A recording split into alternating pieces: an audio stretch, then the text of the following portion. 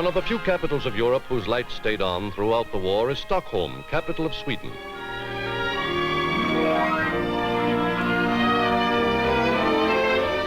But the Swedish people well remember the war years in which their nation struggled to maintain its precarious neutrality, while Swedish correspondents in Berlin were reporting the rise and fall of German military might. Hallå? Är det Berlin? Ett ögonblick. Ja, Berlin, det är Stockholm. Ja, hallå? Och det här var ruskigt. Vi har försökt komma fram en hel timme. Engelsmännen är här. Det är den värsta raiden vi har haft hittills. Lyssna själv ska du få höra.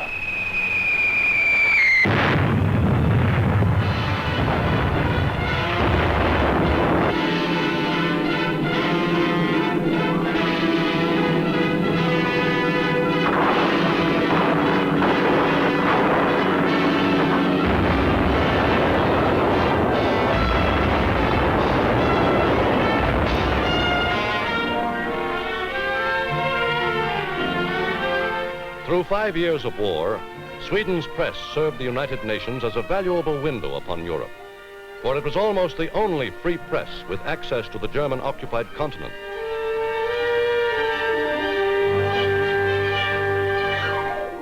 That the Swedish people clung so stubbornly to neutrality was due not to any indifference to the German menace, but to their conviction that by entering the war, they would serve no useful purpose, while sacrificing their own chances of survival.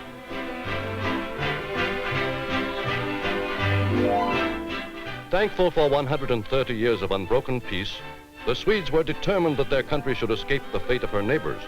They were ready for almost any sacrifice that their children might continue to play safely in the sun, and that they themselves might continue to enjoy the pleasant ways of peace as they had known them long before the German wave of conquest.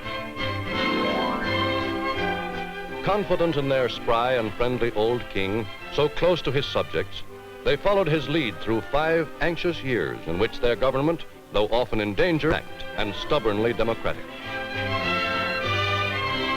But the air raid shelters of Sweden's cities were evidence that neutral Sweden had not been entirely unaffected by the war. It gave a new and constrained pattern to her daily life. World War II eliminated gasoline for Swedish motorists. They could ride bicycles or convert their cars into wood or charcoal burners by cumbersome devices. Uncomplainingly, thrifty Swedes found the new fuel so much cheaper and so readily available that some continued to use them.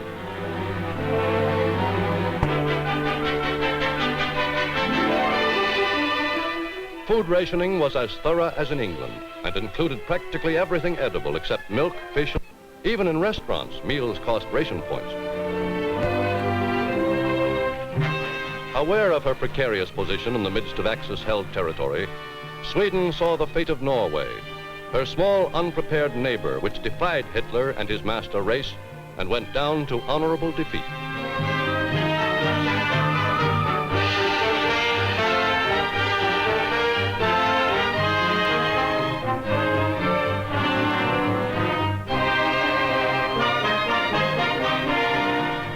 To escape the horrors of German rule, thousands of Norwegians risked their lives crossing the frontier to the haven marked by Sweden's border guards.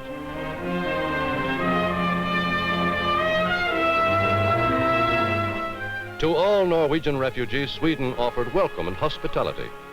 Though Sweden had elected to stay out of a war which she feared would lead her to her doom, she was only too conscious that the Norwegians, in their resistance, were fighting freedom's battle as well as their own.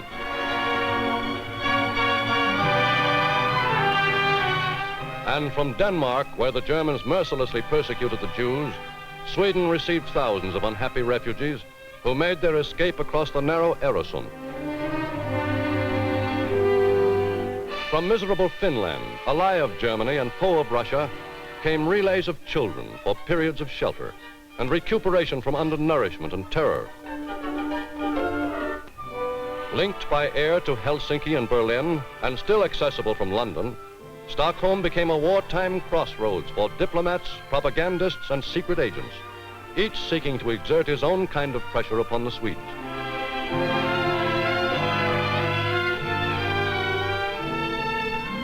Stockholm's Grand Hotel was a hunting ground of foreign correspondents.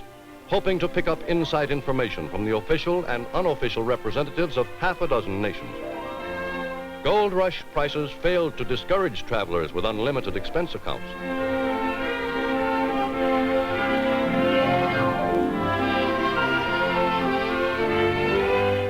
The juggernaut of German might was a grim fact that Sweden, little larger than California, could ill afford to ignore.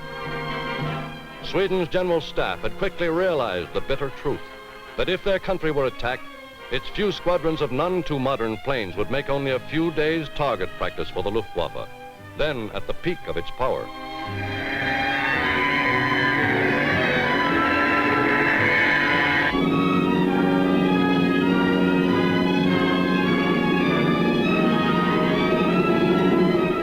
Its military equipment already made obsolete by the war, Sweden's army could scarcely have hoped to delay Germany's powerful panzer divisions, much less to stop them.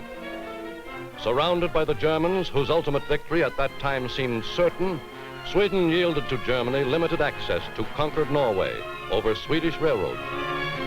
For 3 years, 2 sealed trains a day were permitted to carry German troops and supplies, one to Norway, the other carrying an equal number of men on furlough to Germany.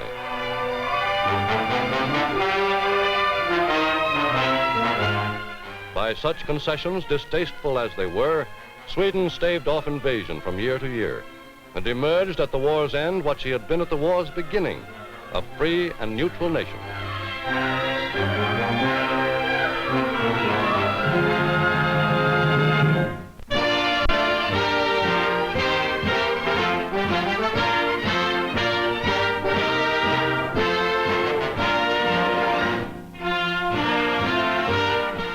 Today, though the Swedish court maintains its traditional pomp, the Swedish people are predominantly middle class, without great inequality of income.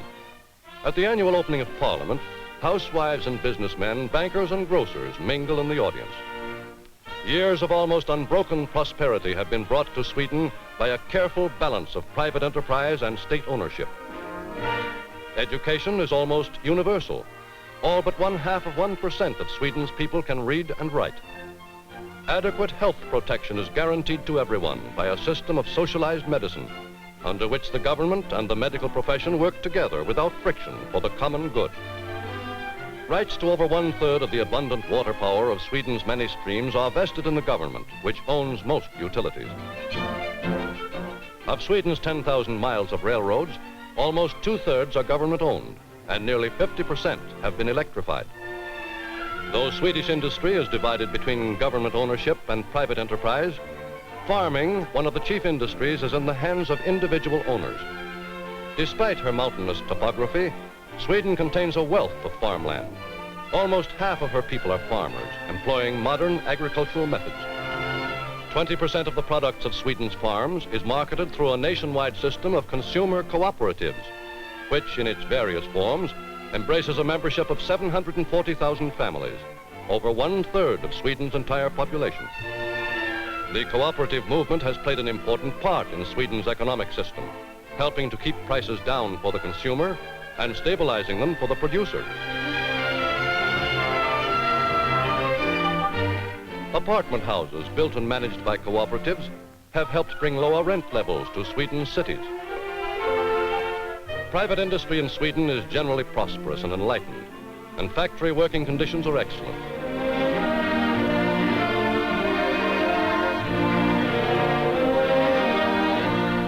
Over 90% of Swedish workers are unionized, and to bargain with them, employers have formed their own associations, which have for years worked amicably with the employee unions. Though national trade union members are a power in Swedish politics, Sweden's laws hold them strictly to their agreements. Serious labor troubles are rare, and union leaders have a deep sense of their responsibilities.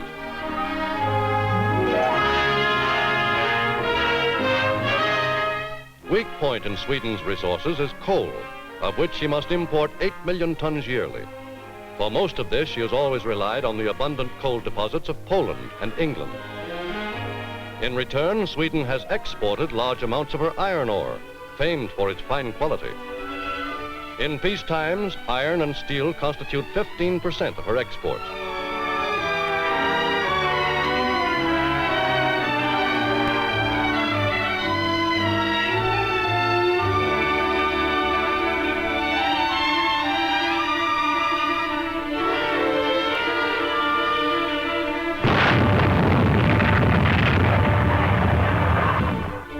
despite vast iron deposits, Sweden's lack of coal has kept her steel industry from reaching top rank among world steel producers.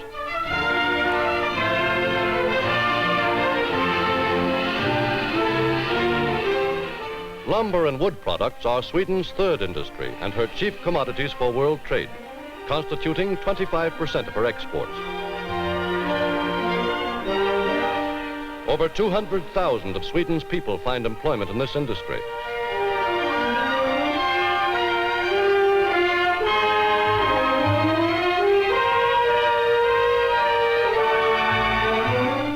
During the war, Sweden's cities were heated almost entirely by wood, in place of the coal then used exclusively for essential industries.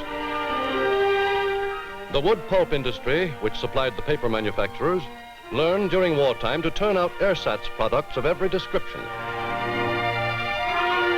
Wood pulp was widely used in making shoes and garments, sheets, towels, mattresses, and even food.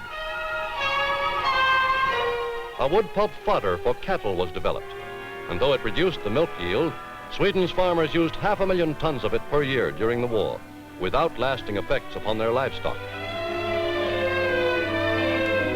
Ranking among Sweden's important industries is fishing, one of the nation's greatest sources of food.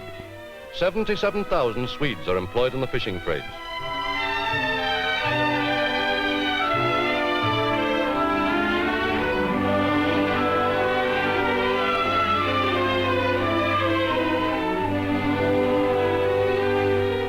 Her economy having survived the war years better than that of almost any other European nation, Sweden is today well on the road back to normal peacetime living.